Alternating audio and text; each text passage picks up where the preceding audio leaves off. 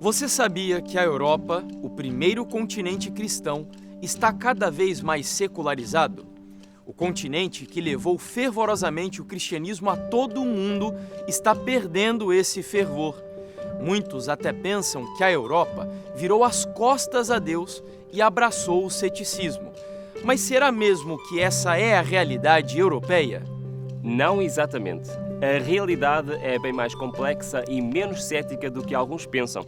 Existe sim um grande questionamento às instituições religiosas e um forte desapego das suas tradições. É uma consequência natural da crescente secularização da sociedade e da diversidade cultural, que juntas deram origem a outras formas de espiritualidade e de conexão com o mundo que não envolvem necessariamente as religiões tradicionais. Olá, eu sou o Ruben Fernandes. E eu sou Jefferson Araújo. E vamos juntos continuar nesta grande viagem pela história do cristianismo, nessa série sobre o grande conflito entre o bem e o mal.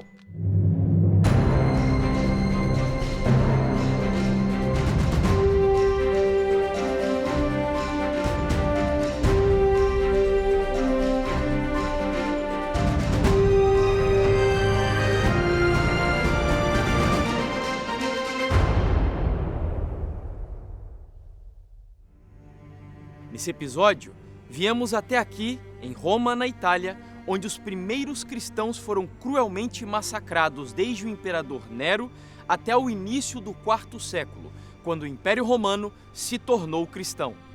Para iniciar, estamos agora aqui, na Via Ápia. Foi graças a estas estradas construídas por Roma que tornou possível aos cristãos se espalharem por todo o Império. No final da República, os romanos já se tinham expandido por toda a Itália e eram mestres na construção de estradas, criando mais tarde uma rede viária que começava em Roma e estendia-se até às fronteiras do seu domínio, desde a Península Ibérica ao Médio Oriente. E daí surgiu a famosa expressão que todos os caminhos vão dar a Roma. Por essas vias marchavam as legiões, circulavam os mercadores e difundiam-se as ideologias e a cultura romana. Eram verdadeiros canais de informação e de intercâmbio cultural que gradualmente moldaram e uniformizaram a população de todo o Império. A Via Ápia Antiga é uma das primeiras estradas construídas, tendo inicialmente fins militares, desempenhando um papel crucial na conquista do território a sul de Itália, permitindo o movimento rápido do exército e o transporte de mantimentos. Posteriormente, a via estendeu-se ao longo de 540 km até Brindisi, constituindo assim a principal artéria militar e económica para os portos marítimos do Mar Egeu, onde os barcos navegavam para o Egito e Grécia. Foi por isso denominada pelos poetas romanos da Rainha das Estradas de Longa Distância. A Via Ápia constituía um verdadeiro testemunho da perícia romana na construção de estradas, sendo das primeiras a usar a técnica revolucionária das lajes de pedras unidas com argamassa de cal, permitiu aos engenheiros criar uma superfície estável e durável. Nos primeiros quilómetros fora dos limites urbanos de Roma, as grandes estradas que uniam esta cidade a outras localidades itálicas tinham túmulos individuais e mausoléus familiares ladeando a via, por vezes de pessoas famosas da sociedade romana. Esses sepulcros monumentais eram frequentemente construídos em áreas elevadas e visíveis e muitas vezes incluíam esculturas e baixos relevos. Por isso, enquanto estes monumentos funerários custavam fortunas a construir, abrir uma sepultura nas catacumbas era claramente mais barato. Como a Via Ápia era a conexão mais direta entre Roma e Atenas, esta via desempenhou um papel inegável relevância ao facilitar a mobilidade e a comunicação entre estas duas metrópoles do Império Romano. E um elemento de particular interesse histórico e religioso é a sua importância na chegada de figuras notáveis do cristianismo primitivo à capital, entre as quais se destacam os apóstolos Paulo e talvez Pedro. Estes prominentes evangelistas viajaram do Mar Egeu à cidade de Roma através da Via Ápia, estabelecendo os alicerces fundamentais para a difusão do cristianismo pelo Império Romano. Por serem perseguidos, eles reuniam-se nas suas casas para prestar culto. O próprio judeu, Saulo de Tarso, que também era cidadão romano, foi um fariseu implacável contra os cristãos. Ele converteu-se e de perseguidor tornou-se o apóstolo Paulo, perseguido e várias vezes preso antes da sua execução. Nos seus últimos momentos no Monte das Oliveiras, Jesus revelou aos discípulos tudo o que iria acontecer aos cristãos por amor do seu nome. A perseguição que iriam sofrer desde o momento em que ele já não estaria mais entre eles, até o dia em que voltaria para buscá-los. O paganismo previa que, se o evangelho triunfasse, seus templos e altares desapareceriam. Portanto, convocou suas forças para destruir o cristianismo. Acenderam-se as fogueiras da perseguição. Grande número deles selaram o seu testemunho com o próprio sangue. Nobres e escravos, ricos e pobres, doutos e ignorantes, foram, da mesma forma, mortos sem misericórdia. Estas perseguições, iniciadas sob o governo de Nero, aproximadamente na época do martírio do apóstolo Paulo, continuaram com maior ou menor fúria durante alguns séculos. Isto aconteceu logo após a morte do imperador Cláudio no ano 54, o que fez com que a situação dos cristãos, judeus e gentios piorasse drasticamente. Seu herdeiro, Nero, tinha apenas 16 anos quando assumiu o seu lugar na dinastia Claudina. Nero começou por administrar bem, fez reformas fiscais, reformas monetárias, distribuiu moedas, realizou grandes projetos de construção. O povo, nessa altura, amava-o.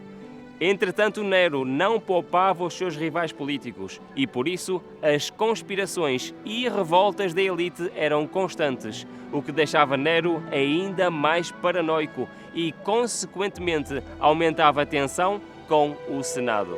Foi em julho do ano 64 que aconteceu algo surpreendente aqui na cidade de Roma. Um incêndio de grandes proporções que durou quase uma semana inteira e se alastrou pela cidade. A Nero não lhe pareceu mal, porque ele sonhava com grandes construções para a revitalização da capital do império. Porém, mesmo sem qualquer evidência da origem daquele incêndio, os inimigos de Nero aproveitaram a oportunidade para acusá-lo de atear fogo na própria Roma. Foi uma estratégia para fazer o povo se rebelar contra ele. No entanto, Nero foi astuto e culpou os cristãos como responsáveis porque a área onde eles se concentravam não havia sido atingida pelo fogo. Nero deu ordens para o primeiro massacre em massa de cristãos habitantes da capital, da forma mais hedionda possível. Além dos espetáculos sangrentos nos anfiteatros, Nero fez dos cristãos postes de luz, sendo queimados vivos para iluminar a Via Ápia e os jardins do palácio. Aliás, a perseguição aos cristãos em Roma não terminou com a morte de Nero em 68, nem com a ascensão de Vespasiano e a nova dinastia Flaviana no ano 69, mas situações ainda piores estavam por vir naquele primeiro século. Assim, com o ódio popular incitado desde Nero, os cristãos agora eram falsamente acusados dos crimes mais hediondos possíveis e tidos como a causa das grandes calamidades como fomes, pestes e catástrofes naturais que Roma enfrentou naquele período. Eles eram denunciados pelos seus vizinhos e familiares para serem condenados como inimigos de Roma. Os espetáculos com a morte dos cristãos continuaram. No entanto, o resultado não foi o esperado. Essas mortes serviram de um testemunho tão poderoso que muitas pessoas se convertiam ao cristianismo. O cristianismo cresceu e tornou-se ainda mais popular do que era. Estamos aqui no Anfiteatro de Roma, mais conhecido por Coliseu.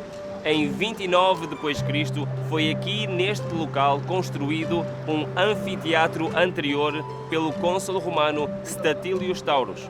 Tinha um formato oval e podia acomodar cerca de 20.000 pessoas. Foi o primeiro anfiteatro permanente construído em Roma e foi um grande sucesso. No entanto, ele foi danificado pelo incêndio de Roma e foi demolido para dar lugar a este Coliseu.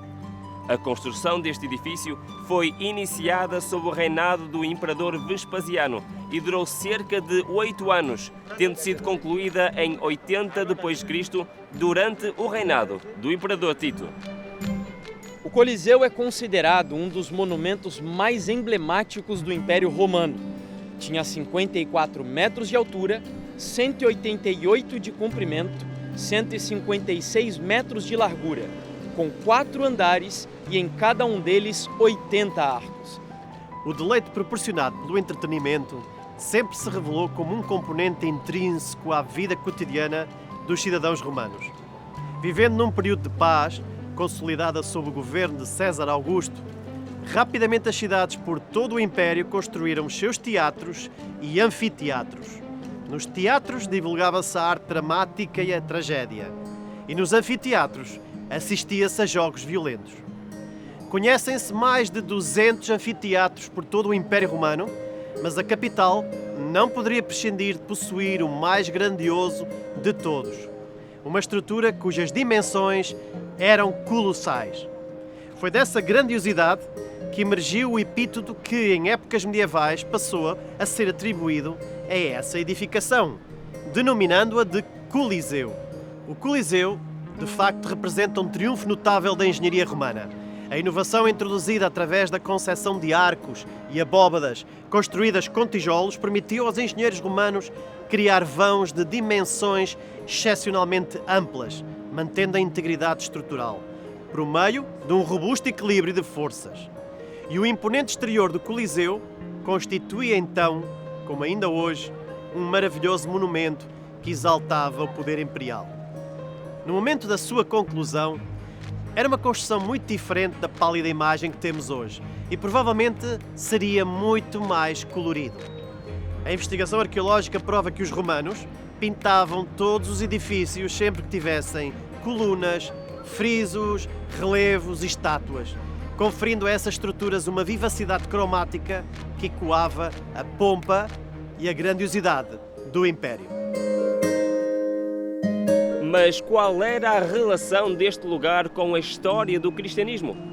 Foi aqui o palco de grandes espetáculos, com o sangue de cristãos durante séculos, pois grande número dos cristãos eram lançados às feras ou queimados vivos neste lugar.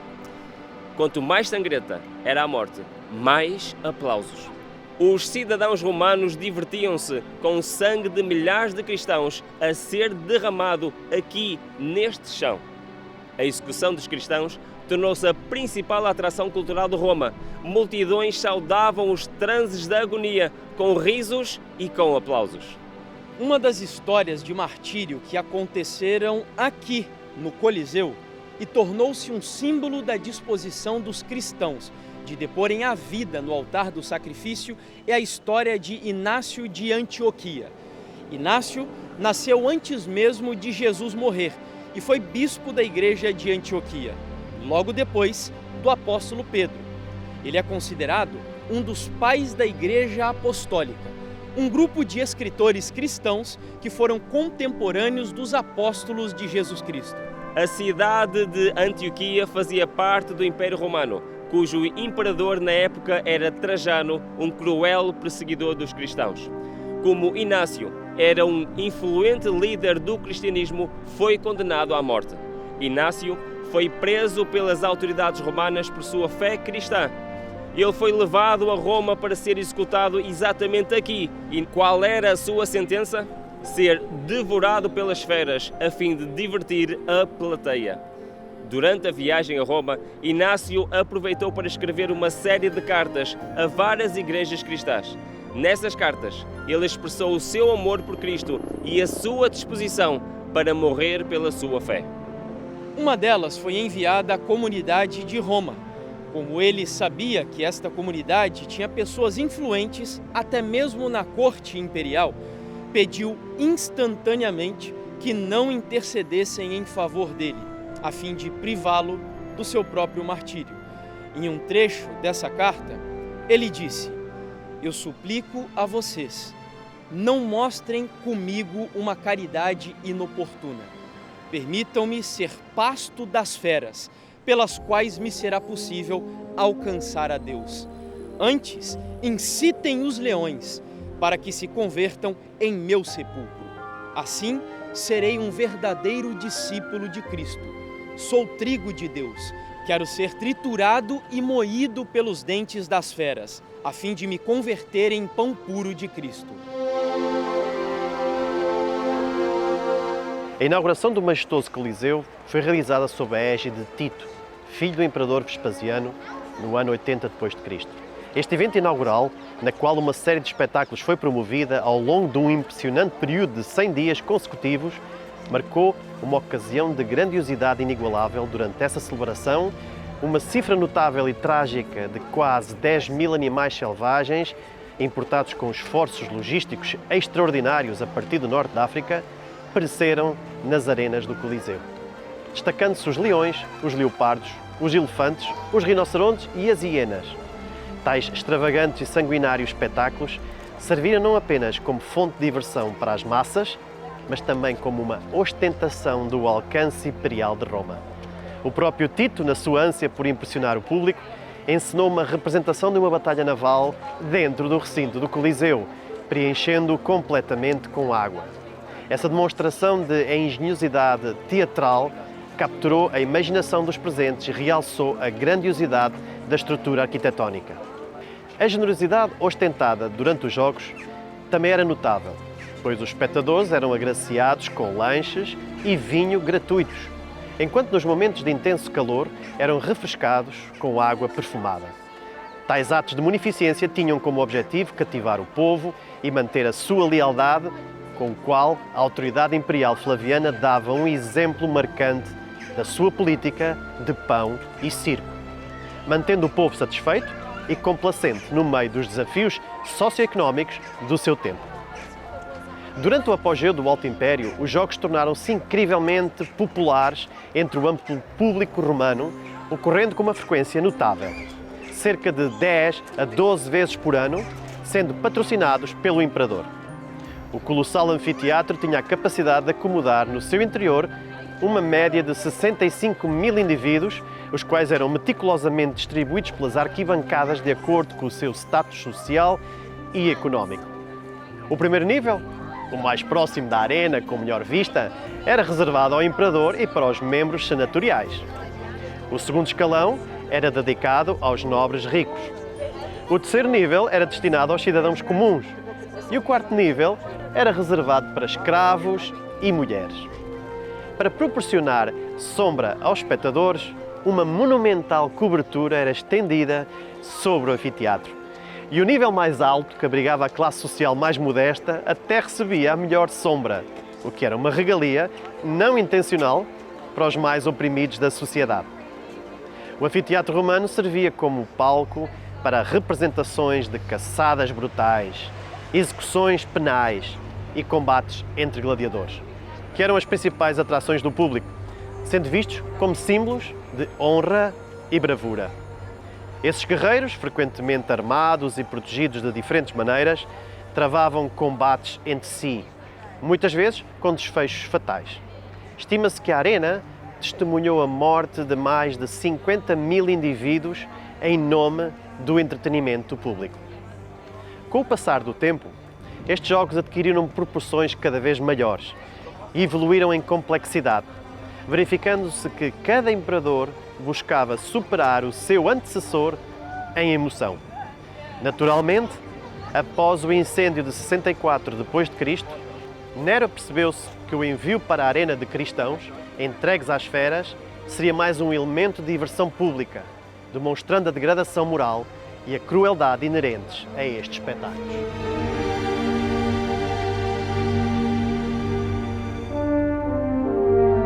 A Igreja primitiva sentiu na carne o ódio que Satanás tem por Cristo. Foram despojados das suas posses, expulsos das suas casas, experimentaram escárnios, açoites, cadeias e prisões, fome e frio. Sofreram tortura numa morte lenta e dolorosa. Eram caçados como animais, forçados a procurar esconderijo em lugares desolados.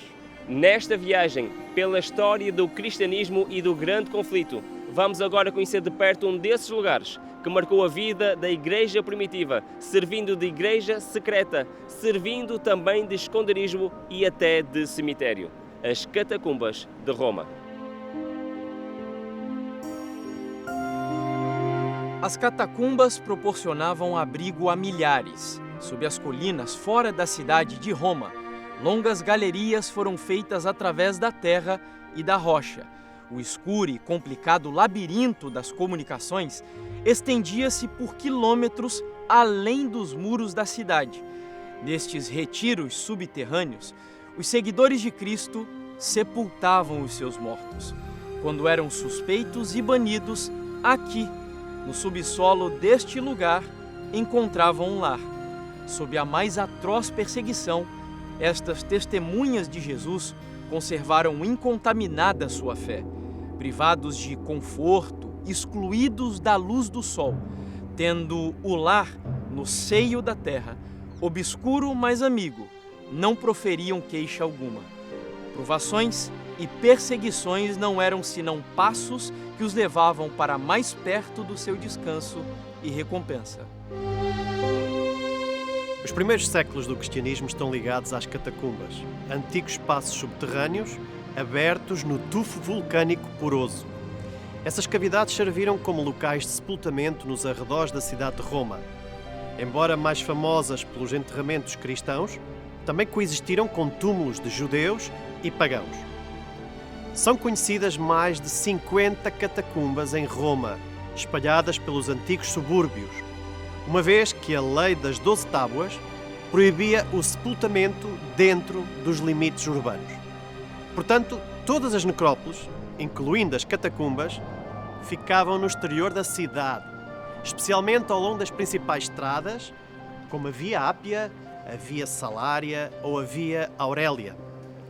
Estes cemitérios subterrâneos constituíam intrincados sistemas de túneis a cerca de 10, 20 metros abaixo da superfície e por vezes ao longo de vários quilómetros, aos quais se acedia naturalmente por degraus. Nas paredes dessas galerias eram cuidadosamente esculpidos os nichos funerários, por vezes sobrepostos, outras vezes agrupados em famílias. Esses nichos destinavam-se à acomodação dos corpos, envoltos em mortalhas de linho e posteriormente selados por uma laje com o nome e a idade dos indivíduos. Do ponto de vista arqueológico e artístico, as catacumbas destacam-se devido às inscrições epigráficas nelas contidas e às pinturas ornamentais que adornam as suas paredes, que narram a história dos primórdios do cristianismo. A par de iconografia de tradição antiga pagã, como aos Cúpidos, surgem representações artísticas baseadas em episódios bíblicos, quer do Antigo, quer do Novo Testamento. A frequente presença destes painéis demonstra a ampla difusão e o conhecimento das Escrituras na história da Igreja primitiva. A preferência dos judeus e cristãos pelo método de sepultamento por inumação é fundamentada na crença da preservação do corpo para a futura ressurreição e tornou-se notória no período do século II, quando Roma começa a enfrentar o problema da superlotação demográfica e a falta de terrenos, devido ao crescimento desordenado da cidade. Enquanto os romanos recorriam à prática de incineração, que requeria menos espaço, colocando as cinzas em urnas nos columbários, edifícios com imensos nichos interiores, os cristãos necessitavam espaços substancialmente maiores para depositarem o corpo e tinham de o fazer, de certa forma, às escondidas.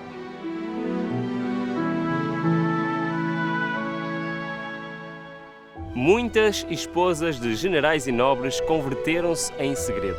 No governo de Domiciano, por exemplo, a história registra a conversão de Flávia Domitila, neta de Vespasiano, o imperador que destruiu Jerusalém no ano 70.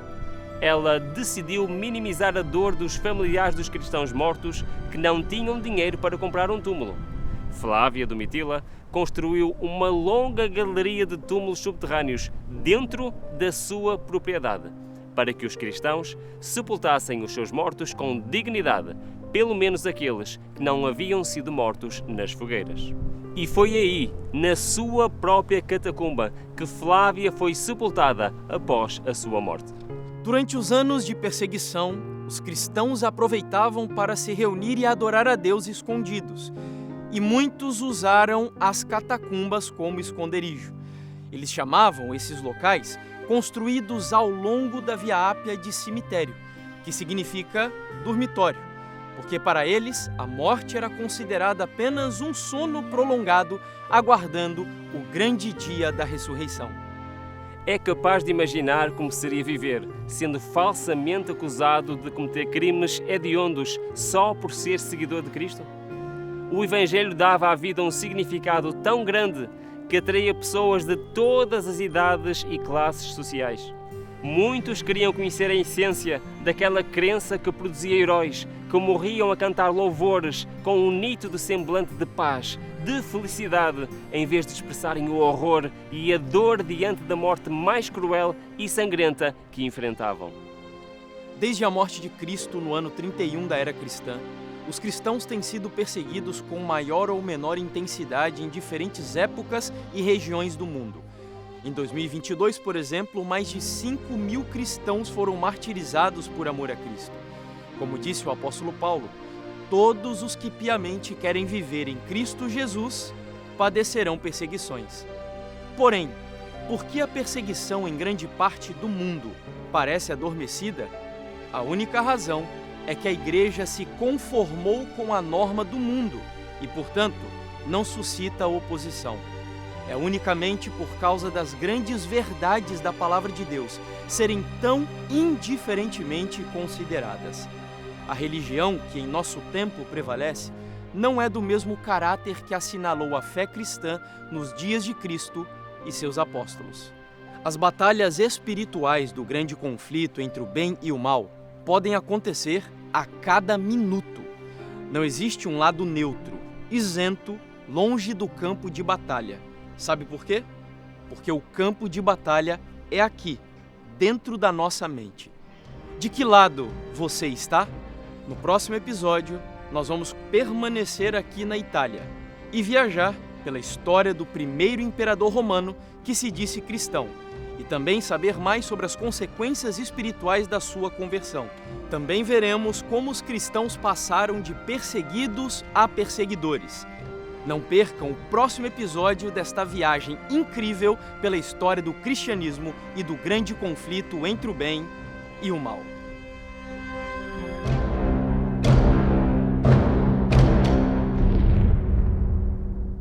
O Grande Conflito Série é uma produção original do Ministério Fé e Evidências em parceria com a TV Novo Tempo de Portugal.